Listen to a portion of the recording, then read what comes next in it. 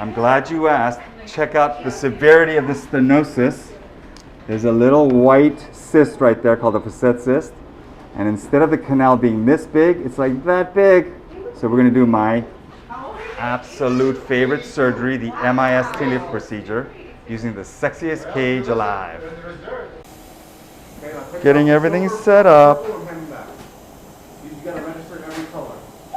And I love the little cute sound. These are all the different cars. This green, car 1, car 2, car 3.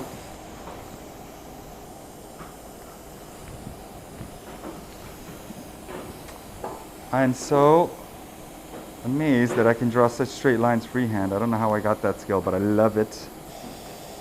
Alright, I'm going to do 2 little paramedian incisions instead of 1 big midline incision. Because that's where all the work is, right there. So you want to preserve all this midline structure. That's my story, I'm sticking to it. And if it was my back, that's what I would do. God, I feel like such a cheater. So, I'm the robot. And this is the navigation, so I am loosening up this facet joint so it doesn't block me from reduction and making it look pretty. And it's also where I'm going to do some fusion. Oh God, this is one of my favorite parts of navigation. It's so gratifying to put in a screw, especially in your bone, because your bone is rock hard. You're like Viking bone. You may even have to go double fisted. Pedicle screw going through the pedicle, that little tunnel right there. It's the images on the left upper and left lower. And look at that, it's just like going right down the pike. And I'm sure you're wondering, like, how do you put that in without navigation? Yeah, that's the issue. It goes in by feel, and 9 times out of 10 or more, it's perfectly fine. I would say 98% of the time. But if you can do it 100% of the time, I say go for it, man. Starting the TLIF after I got all the screws in and did the little facet release and posterolateral fusion on the other side. Now I'm going to find my opening to the promised land. That would be the nerves and the discs. I have to be careful because I've operated on this level already. That's my way of reminding myself. Pay attention. This is going well. I see everything I need to see. Thank you, Kendra. Putting in the sexiest cage alive. All that went in beautifully. I'm going to position perfectly with intraoperative imaging, because perfect is just barely good enough around here. It's getting bigger and stronger and faster and I don't know what else. I just know bigger, better. Oh, the greed is a powerful force. I'm just a guy trying to be a guy. All right. Oh, God, it's so much taller.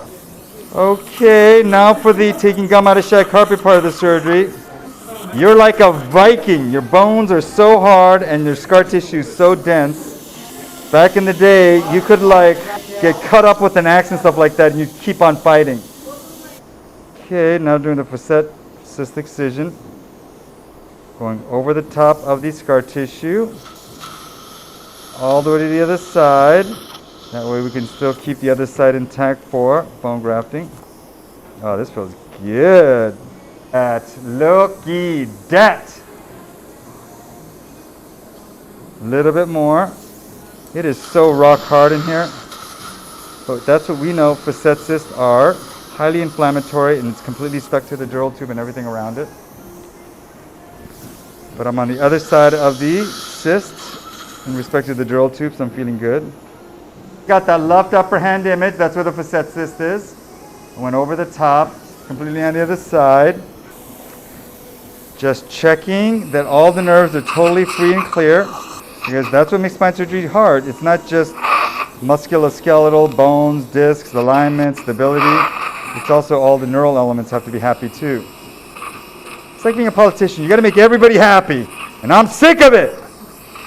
Just kidding. All right, so if you're wondering how I'm going to pass the rod through these little holes, it's going to go down that one sleeve and go into the other one, and then we'll put a nut all the way down and we'll break off these little tabs. I think that is so clever and cute, but I bet you somebody in like the hardware business will say, that is a technology that we've had in homemaking or whatever for 1,000,000 years. How lame.